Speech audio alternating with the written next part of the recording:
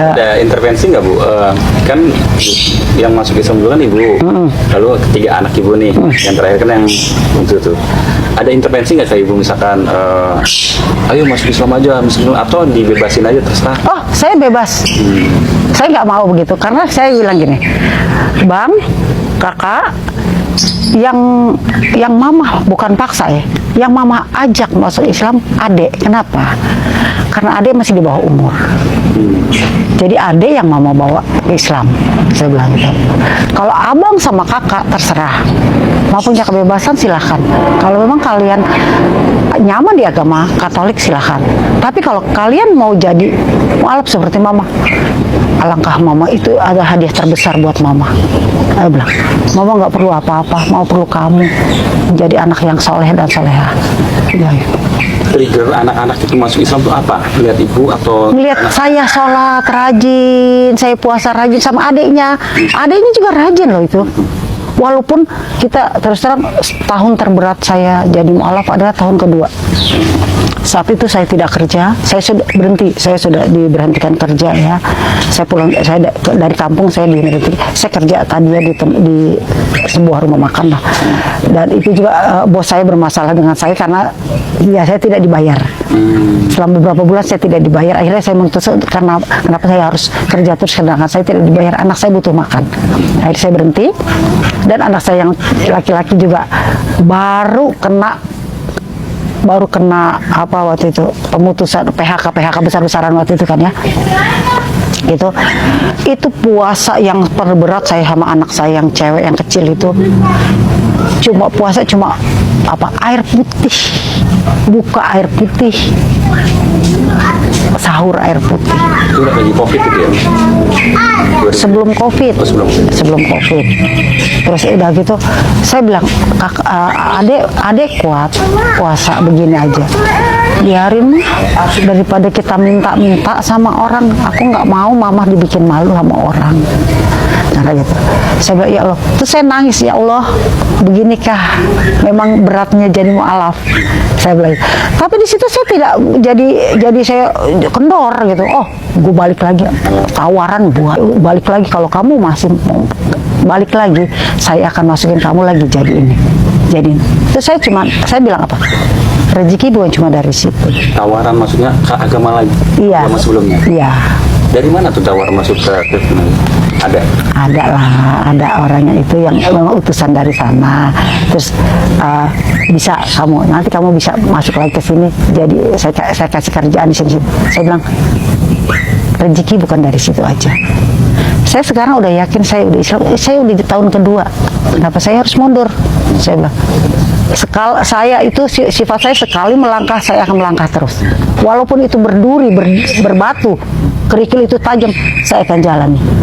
Insya Allah, saya bilang, kalau saya jalan saya benar dan saya yakin bahwa ada Allah di sana, di ujung sana, insya Allah saya tidak akan kekurangan. Alhamdulillah. Pas waktu itu ya, kok ada tiba-tiba ada orang datang, saya nggak kenal orang itu. Pas lagi mau buka puasa, ibu kata datang nih ke rumah. Ibunya ini ya Nona. Ya kenapa Bu? Saya tanya. Terus iya, enggak, ini buat Nona. Bapak siapa? Ibu siapa? Saya bilang, udah buat Nona aja gitu. Kenalin. Saya tanya, adik kenal ibu itu? Bapak itu enggak. Ibu itu enggak. Terus enggak tahu entah dari mana itu orang itu datang tiba-tiba bawa makanan sama saya. Bawa beras, bawa Indomie gitu. Saya alhamdulillah banget, saya bilang, anak ini itu 15 hari lagi mau lebaran.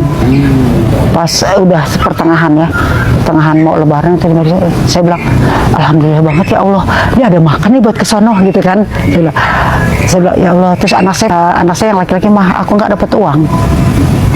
Nggak apa-apa abang, kenapa kita dapat rezeki dari Allah gitu. Ya udah, dia bilang makasih mah sama orangnya, udah makasih gitu. Di situ maka saya nangis di situ, saya terharu banget, ya Allah, memang Allah ada jalan aja dari Allah gitu ya buat kita gitu. Ya udah, saya akhirnya saya jalani puasa dengan baik, dan anak saya juga gitu. Terus untuk Saya bilang jangan mikir baju lebaran. Ada aja rezeki dari Allah, ada aja yang ngebeliin dia baju lebaran. Saya tidak minta saat itu, sebelumnya saya lagi, memang keadaan saya terus terang orang yang bukan terlalu, saya orang yang individual.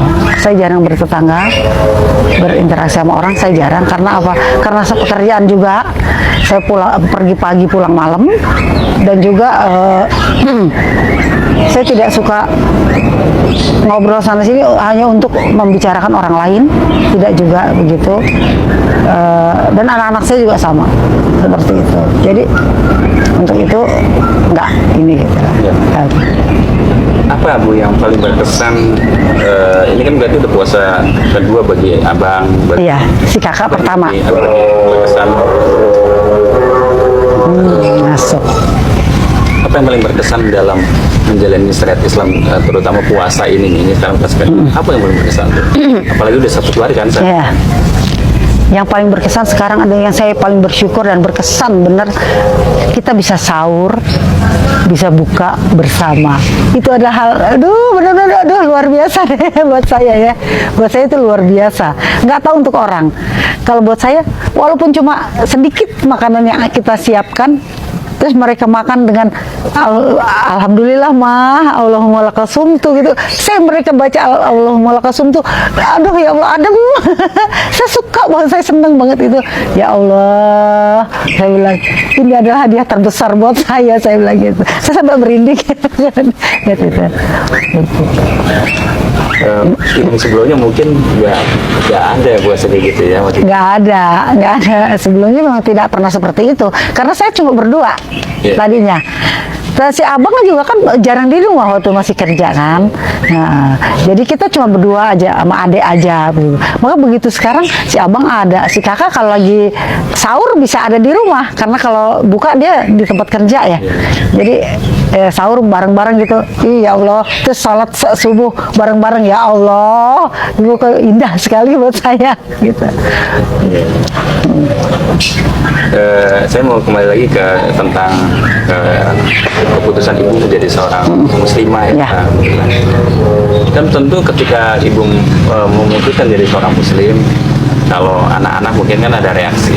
Ini gimana reaksi orang-orang terdekat selain anak-anak, kayak keluarga besar atau rekan-rekan kerja? Kalau untuk keluarga besar sih, keluarga besar dari saya sih it's okay ya. Semuanya senang karena kita emang keluarga besar saya udah mualaf semua. Alhamdulillah udah mualaf semua. Yang memang tidak mualaf memang bapak saya. Bapak saya waktu meninggal masih Kristen. Kalau ibu saya udah mualaf, dan semua keluarga saya juga, kakak saya udah mualaf, adik saya yang sebelum meninggal juga udah mualaf, waktu menikah langsung mualaf, adik-adik saya semua mualaf. Jadi terakhir yang di keluarga saya yang terakhir mualaf adalah saya mualaf terakhir. Alhamdulillah, tapi bapak saya memang tidak, karena dia kuat agamanya juga, di Kristen bukan Katolik. Malah Kristen ya? Kristen bapak saya, dan kita semua Katolik tadinya. Bapak saya Kristen, justru dia yang paling kuat. Sebelum meninggal juga dia saya ajak tetap nggak mau. Tapi sebelum maksud saya gini, sebelum bapak saya meninggal tuh maksud saya gini, ayo Pak kita masuk Islam yuk Pak, biar kita sekeluarga mualaf semua. Bapak saya marah sama saya. Kamu apa? Saya belum mualaf saat itu. Saya bilang, Pak, kita semua udah, anak-anak bapak semua udah mualaf, tinggal saya sama bapak aja loh Pak. Saya bilang, dia Pak gitu. Kamu tuh, saya percaya sama Yesus gini gitu. Kamu nanti kamu dijemput Tuhan Yesus gini. Pak, saya sempat bilang begini lah, Pak, benar nggak sih Yesus itu Tuhan? Ya kan? Sedangkan kalau Tuhan itu kan yang menciptakan Pak. Saya udah mulai goyah tuh di Kristen, di Katolik tuh udah mulai goyah sebenarnya. Karena apa? Karena saya dengar teman-teman saya pada pengajian, saya lihat, seneng banget yang lihat mereka. Cara saya dengar tausiah gitu ya. Saya ambil yang baiknya, yang jeleknya saya buang. Saya ajak ayah saya masuk Islam, nggak mau. Nah, saya itu dulu ditentang ayah saya. Makanya begitu ayah saya meninggal, Dia waktu sakit semua saya yang ngurus. Dua-duanya ibu saya, ayah saya, semua saya yang ngurus. Saya nggak jijik, saya mandiin, saya wawiin. Kalau orang Islam, kalau orang kita bilang saya bawa gitu ya, saya nggak malu karena dua-duanya sakit. Saya ngurus sampai dia wafat, semuanya saya ngurus. Nah, akhirnya begitu dia bapak saya wafat ya, itu saya udah yakin sama anak-anak saya. Makanya begitu saya pindah ke rumah, saya tidak tinggal di rumah orang tua saya lagi, saya tinggal di rumah sendiri. Depan rumah saya masjid. Setiap hari, tiap malam saya dengar orang tadarusan, kok adem, enak gitu.